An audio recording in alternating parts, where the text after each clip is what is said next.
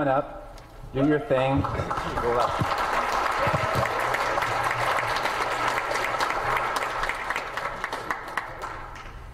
Have you ever wondered why Canada is in debt?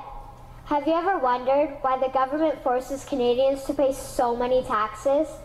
Have you ever wondered why the bankers from the largest private banks are becoming wealthier and the rest of us are not? Have you ever wondered why the gross national debt is over $800 billion? Or why we are spending $160 million a day on the interest of the national debt? That's $60 billion a year. Have you ever wondered who receives the $60 billion? What I have discovered is the banks and the government have colluded to financially enslave the people of Canada. I will share with you 3 important points of reference, which will hopefully spark enough interest and concern for you to continue the research on your own and to engage your government to stop this criminal act against the people of Canada. First, we will briefly examine the Bank of Canada. Second, we will see how our banking system works today. And lastly, I will offer a viable solution that we can petition our government to implement. A very little known figure in Canadian history is J.L. Gradon McGeer. He was a lawyer, member of Parliament, and Mayor of Vancouver. His contribution to Canada is probably the greatest in our history.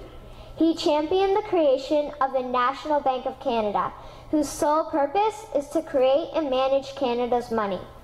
It was formed on July 3, 1934, and owned by all Canadians.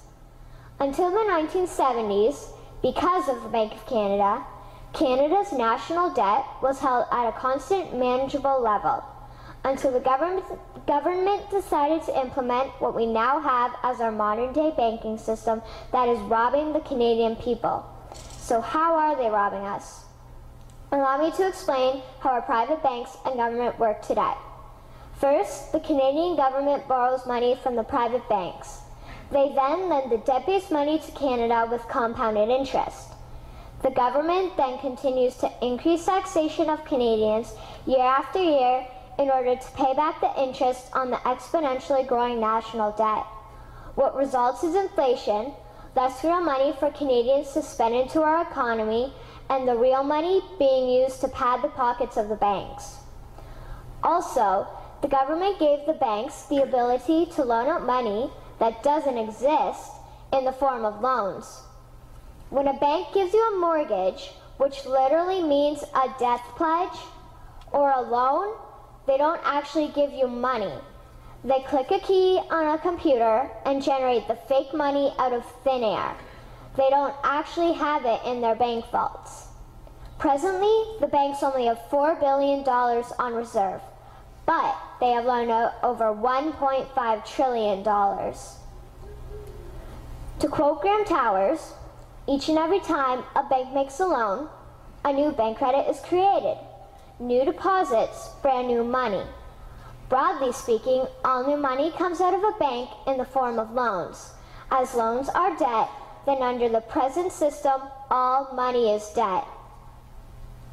What I find interesting is even Jesus, in Matthew 21, drove out the money changers in the temple because they were manipulating the currency to steal money from the people. The private banks are just like the money changers in Matthew 21. They are defrauding and robbing the people of Canada, thus their freedom, and they need to be stopped. How should the banking system work? In an infamous interview, Mr. McGeer asked Mr. Towers, "Can you tell me why a government with power to create money should give that power away to a private monopoly and then borrow that which Parliament can create itself back at interest to the point of national bankruptcy?" Mr. Towers replied, "If Parliament wants to change the form of operating the banking system, then certainly that is within the powers of Parliament.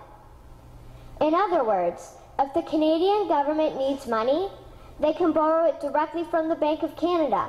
The people would then pay fair taxes to repay the Bank of Canada. This tax money would in turn get injected back into our economic infrastructure and the debt would be wiped out. Canadians would again prosper with real money as the foundation of our economic structure and not debt money. Regarding the debt money owed to the private banks, such as the Royal Bank, we would simply have the Bank of Canada print the money owing, hand it over to the private banks, and then clear the debt with the Bank of Canada. And yes, we have the power and lawful right to do so. In conclusion, it has become painfully obvious, even for me, a 12-year-old Canadian, that we are being defrauded and robbed by the banking system and a complicit government. What will we do to stop this crime? What will we do to ensure that the next generation will live free and clear of the debt-based economy that enslaves them to the banks? Margaret Mead said the following, and I hope that all of you remember this. Never doubt that a small group of people can change the world. Indeed, it is the only thing that ever has. Thank you.